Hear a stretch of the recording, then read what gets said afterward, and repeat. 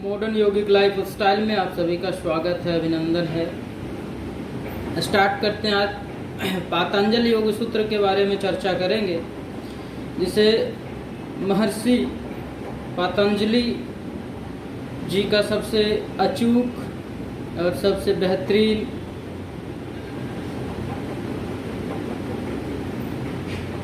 प्रतिपादन है। महर्षि पतंजलि द्वारा रचित पातंजल योग सूत्र, जो विश्व में सर्वश्रेष्ठ योग की एकमात्र दर्शन है, जिसे योग दर्शन के नाम से भी जाना जाता है। तो आज चर्चा करेंगे उसके ऊपर। उसके पहले एक बार महागायत्री मंत्र का उच्चारण कर लें। ओम भूर्भुवः स्वः तत्सवितुर्वरेण्यं भर्गो देवस्य धीमहि धियो यो नः प्रचोदयात्। एक बार गुरु मंत्र का उच्चारण कर लें। ओम गुरुर्ब्रह्मा गुरुर्विष्णु गुरुर्देवो महेश्वरः गुरुर्साक्षात् परं ब्रह्मा तस्मै श्री गुरुवे नमः।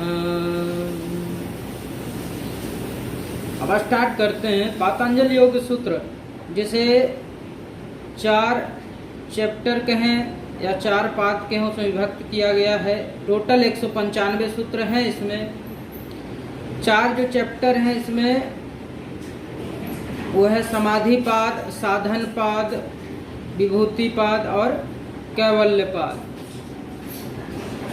इन सारे चैप्टरों में सबसे जो बेहतरीन आपको लगेगा वो विभूति पाद लगेगा, क्योंकि उसमें योग अभ्यास को करने के दौरान करने से जो विभूतियाँ प्राप्त होती है, जो सिद्धियाँ प्राप्त होती है योगी के अंदर, जो विलक्षण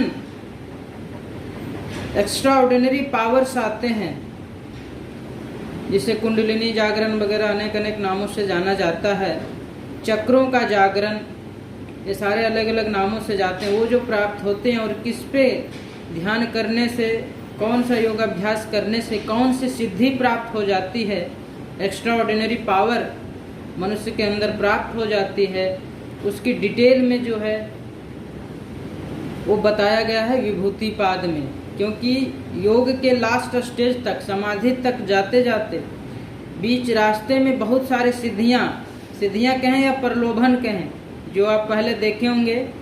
ईश्वर जब दैत्य लोग तप करते थे तो बहुत सारे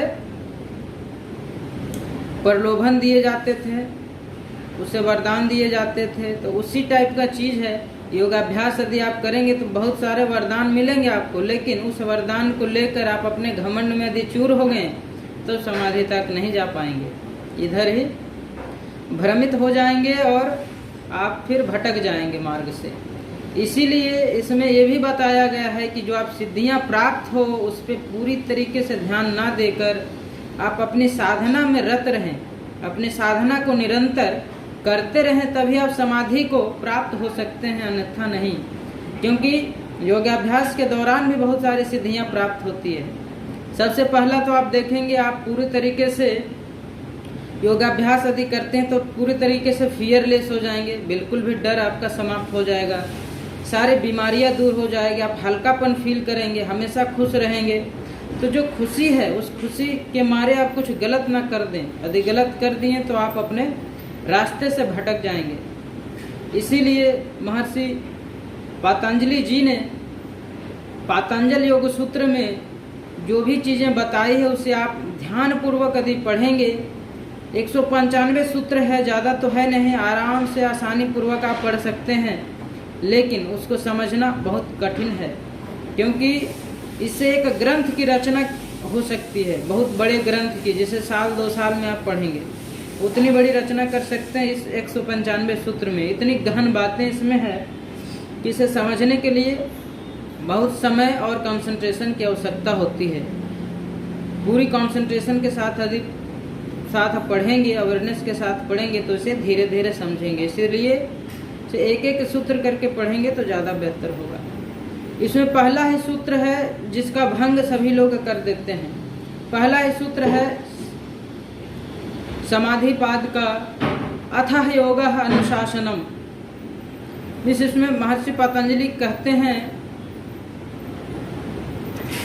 कि योग एक अनुशासन है और अब योग का आरंभ करते हैं, मतलब अनुशासित लाइफ स्टाइल को आरंभ करते हैं, अनुशासित जीवन को आरंभ करते हैं। एक योग अथः योगा अनुशासन एक पोस्चर बनकर नहीं रह गया है। एक योग में यदि आप आ गए हैं, इसका ये मतलब है कि आप रेडी हैं अनुशासित रहने के लिए, अपने मस्तिष्क में अनुशासन लाने के लिए। अनुशासन से यहाँ मतलब नहीं कि आपका फिजिकल पोस्चर में अनुशासन हो, स्थिरता हो, ऐसी कोई बात नहीं है। अनुशासन का मतलब है आपके मस्तिष्क में स्थिरता हो, आपके मस्तिष्क में अनुशासन हो, ना कि फिजिकल लेवल पे। यहाँ पे मेंटल की बात कही गई है, लेकिन लोगों ने इसका मीनिंग जो है सो अपने हिसाब से निकाले हैं और इसको फिजिकल समझ लिए, और फिजिकल को लेकर ही इतनी सारी दौड़ें चल रही है पूरे देश दुनिया में, और इसी पे सब वर्कआउट कर रहे हैं, उसी पे काम कर रहे हैं फिजिकल लेवल पे। मेंटल लेवल पे और सूक्ष्म शरीर पे काम कोई नहीं कर रहा, बहुत कम लोग कर रहा है, 1-2% कर रहे होंगे, क्योंकि बहुत सारे सिद्धि तो हैं, अभी भी हैं, अवेलेबल हैं। आप हिमालय की तरफ जाएंगे तो बहुत सारे आज भी मिल जाएंगे, बहुत सारे ऋषि आज भी अवेलेबल हैं अलग अलग जगह पे। तो ये नहीं कह सकते कि कोई कर नहीं रहा, लेकिन वैसे लोग जो सूक्ष्म शरीर पे वर्क कर रहे हैं, अपने मस्तिष्क पे काम कर रहे हैं, उसको स्थिर करने के लिए वर्कआउट कर रहे हैं, वैसे लोग कम हैं। लोग मेडिटेशन तो कर रहे हैं, लेकिन डेली का डिप्रेशन को ख़त्म करने के लिए कर रहे हैं मेडिटेशन उस समाधि को प्राप्त करने के लिए नहीं कर रहे हैं, क्योंकि समाधि वाला मेडिटेशन अलग होता है और आप डिप्रेशन को दूर कर रहे हैं, वो मेडिटेशन अलग होता है, बिल्कुल इंटायरली डिफरेंट मैटर है ये। तो इसीलिए यदि आप सचमुच योग से जुड़ना चाहते हैं तो योग के 8 जो आयाम है, यम नियम आसन प्राणायाम प्रत्याहार धारणा ध्यान समाधि, जो पातंजल योग सूत्र में भी बताया गया है कि आप योग को कैसे उपलब्ध हो सकते हैं, इसे फॉलो करना आज के डेट में डिफ़िकल्ट तो है ही, लेकिन मनुष्य के लिए डिफ़िकल्ट नहीं है, क्योंकि मनुष्य में वो सारी शक्तियां हैं जो ब्रह्मांड में पर्याप्त है, जो ब्रह्मांड में अवेलेबल है।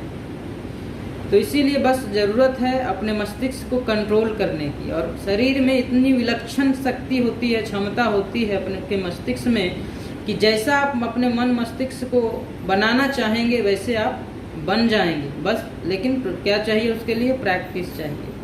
Practice makes the man perfect, the principle perfect. तो इसीलिए प्रैक्टिस की आवश्यकता होती है।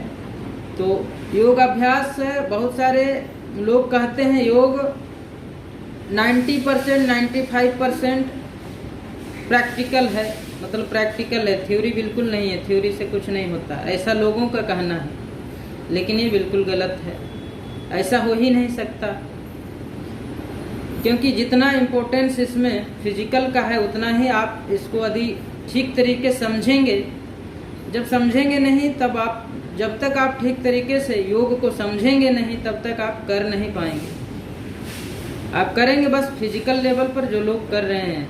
यदि एक सूक्ष्म शरीर पे आपको काम करना है, अपना सूक्ष्म शरीर पे काम करना है, सबटल बॉडी पे काम करना है, आत्मा पे काम करना है, स्पिरिचुअल ग्रोथ के लिए काम करना है, तो योग को समझना बहुत ज़रूरी है, थ्योरी को भी जानना जरूरी है, सिर्फ प्रैक्टिकल से काम नहीं चलेगा। तो ये सारी बातें हैं दोस्तों।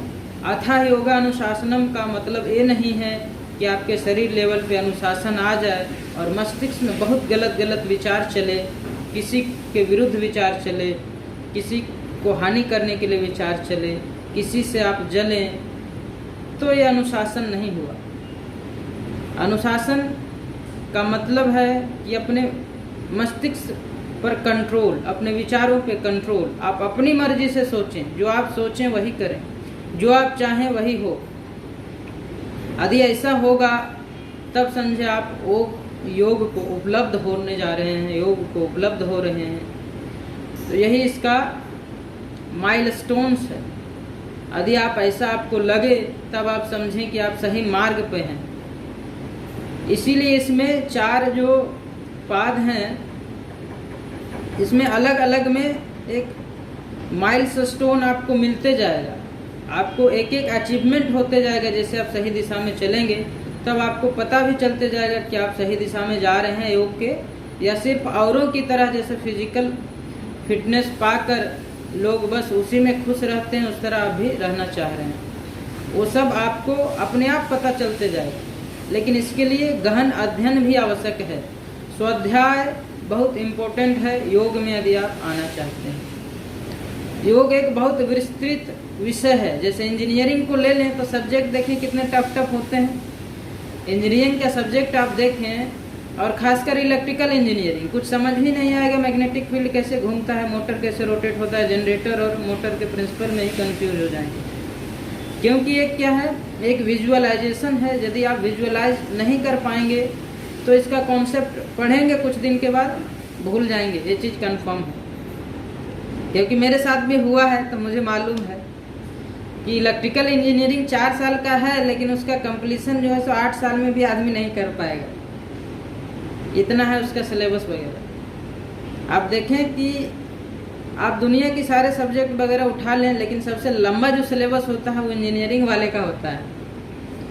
इंजीनियरिंग को हर फील्ड का चीज़ पढ़ना पड़ता है, जानना पड़ता है, और प्रैक्टिकली जानना पड़ता है। और दूसरे सब्जेक्ट में तो लोग थ्योरेटिकल होते हैं ज़्यादा, लेकिन आप इंजीनियरिंग के फील्ड में देखें या मेडिकल के क्षेत्र में देखें तो प्रैक्टिकल होता है। तो योग की चर्चा हम कर रहे हैं अथाह योगा अनुशासन पे।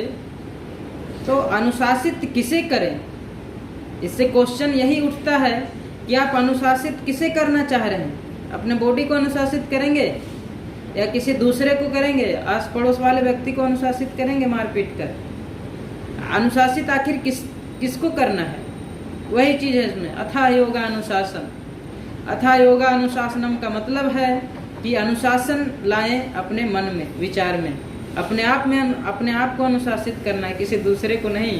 किसी दूसरे को अनुशासित करने के चक्कर में यदि आप पड़ गए तो आप वहीं पे समझ लीजिए कि आपका योग में उपलब्धि नहीं हो पाएगा, टेंशन हो जाएगा। इसीलिए अनुशासित किसे करना है, अनुशासित अपने आप को करना है। तो यही इस सूत्र में कहा गया है अथाह योगा अनुशासनम।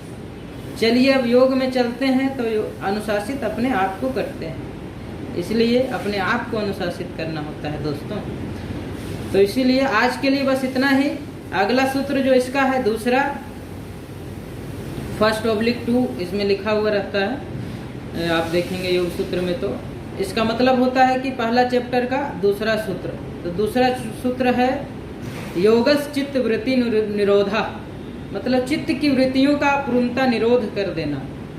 चित्त का मतलब होता है एक विचारों का चलना। चित्त वृत्ति का मतलब होता है विचारों का प्रवाह, मन में विचारों का लगातार प्रवाह को वृत्तियां कहते हैं। जो उठते रहती है मन में विचार, उसको वृत्ति कहते हैं। तो चित्त वृत्तियों का पूर्णतः निरोध, निरोध का मतलब होता है रोक देना।